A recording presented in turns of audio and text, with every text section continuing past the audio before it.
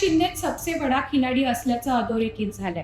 महायुतीत भाजप मोठ्या भावाच्या भूमिकेत असतानाही 15 जागा खेचून आणण्यात शिवसेनेला यश आलंय। एकनाथ शिंदेच्या रणनीतीपुढे भाजपचे चाणक्यही चकित झालेत। महायुतीच्या जागा वाटपात एकनाथ शिंदेंनी बाजी मारली आहे। लोकसभा निवडणूक ज्यावेळी जाहीर झाली त्यावेळी शिवसेनेला एक आकडी जागाच मिळतील अशी शक्यता वाटत होती। अनेक जागांवर भाजपनं दावा केला होता।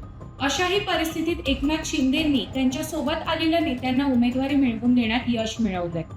शिवसेनेचे तब्बल 15 उमेदवार लोकसभेच्या रिंगणात आहेत। रामटेकमधून राजू पारवे, बुलढाण्यातून प्रतापराव जाधव, यवतमाळ वाशिममधून राजश्री पाटील, हिंगोलीतून बाबूराव कदम कोळीकर, कोल्हापुरातून संजय मंडले, हातकणंगलेमधून धैर्यशील माने, औरंगाबादमधून संदीपान बुमरे, मावळमधून श्रीरंग बारणे, शिर्डीतून सदाशिव लोखंडे, नाशिकमधून हेमंत गोडसे, कल्याणमधून श्रीकांत शिंदे, ठाण्यातून नरेश म्हस्के, मुंबई उत्तर पश्चिम मधून रवींद्र वायकर, तर मुंबई दक्षिण मध्य मधून राहुल शेवाळे, तर दक्षिण मुंबईतून यामिनी जाधव यांना उमेदवारी मिळवून देण्यात एकनाथ शिंदे यशस्वी झाले।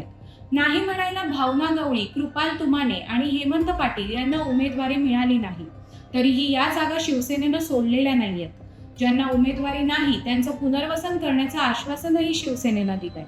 भाजपसारख्या बलाढ्य मित्रपक्षासोबत जागा वाटप करताना एकनाथ शिंदेंचा निभाव लागणार नाही असं वाटलं होतं, पण एकनाथ शिंदेंनी जागा वाटपात मुसद्देगिरी दाखवून भाजप नेत्यांनाही चकित करून सोडलंय। सहकाऱ्यांसाठी एकनाथ शिंदे काहीही करू शकतात हा मोठा संदेश त्यांच्यासोबत गेलेल्या नेत्यांमध्ये येत आहे।